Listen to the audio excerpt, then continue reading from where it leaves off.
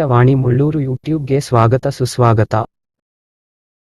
ಆದರ್ಶವಾಣಿ ಮುಳ್ಳೂರು ಯೂಟ್ಯೂಬ್ಗೆ ಸ್ವಾಗತ ಸುಸ್ವಾಗತ.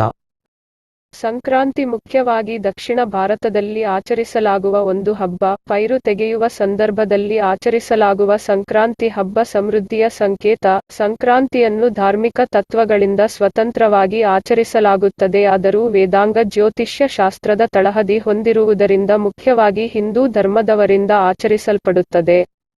ದಕ್ಷಿಣಾಯನದಿಂದ ಉತ್ತರಾಯಣದ ಕಡೆಗೆ ಸೂರ್ಯನ ಚಲನೆಯನ್ನು ಸಂಕ್ರಾಂತಿಯಾಗಿ ಆಚರಣೆ ಮಾಡಲಾಗುತ್ತದೆ. ಅಲ್ಲದೆ ಈ ಸಮಯದಲ್ಲಿ ಸೂರ್ಯ ದೇವ ತನ್ನ ಮಗ ಶನಿಯನ್ನು ಭೇಟಿ ಮಾಡುತ್ತಾನೆ ಎನ್ನುವ ನಂಬಿಕೆ ಸಹ ಇದೆ.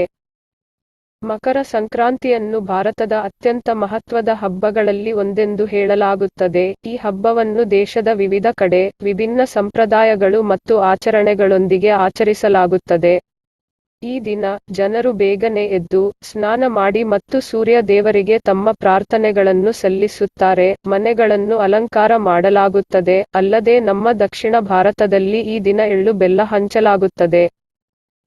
ಇದು ವರ್ಷದ ಮೊದಲ ಹಬ್ಬವಾಗಿರುವುದರಿಂದ ವರ್ಷವಿಡೀ ಜೀವನದಲ್ಲಿ ಎಲ್ಲವೂ ಸಮತೋಲಿತವಾಗಿರಲಿ, ನೋವು ಹಾಗೂ ಸಂತೋಷದ ಮಿಶ್ರಣವೇ ಜೀವನ ಎಂಬುದನ್ನು ಈ ಮೂಲಕ ಸಾರಿ ಹೇಳಲಾಗುತ್ತದೆ. ಮಕರ ಸಂಕ್ರಾಂತಿ ಸುಗ್ಗಿಯ ಹಬ್ಬವಾಗಿದ್ದು, ಹಲವೆಡೆ ಹೊಸದಾಗಿ ಬೆಳೆದ ಅಕ್ಕಿಯಿಂದ ಆಹಾರವನ್ನು ತಯಾರಿಸಲಾಗುತ್ತದೆ. ಅಲ್ಲದೆ ಮಕ್ಕಳು ಈ ದಿನ ಎಳ್ಳು ಬೆಲ್ಲವನ್ನು ಅಕ್ಕಪಕ್ಕದ ಮನೆಯವರಿಗೆ ಹಂಚಿ ಸಂಭ್ರಮ ಪಡುತ್ತಾರೆ. ವೀಕ್ಷಿಸಿದ್ದಕ್ಕಾಗಿ ಧನ್ಯವಾದಗಳು. ಸಬ್ಸ್ಕ್ರೈಬ್ ಮಾಡಿ, ಲೈಕ್ ಮಾಡಿ, ಶೇರ್ ಮಾಡಿ.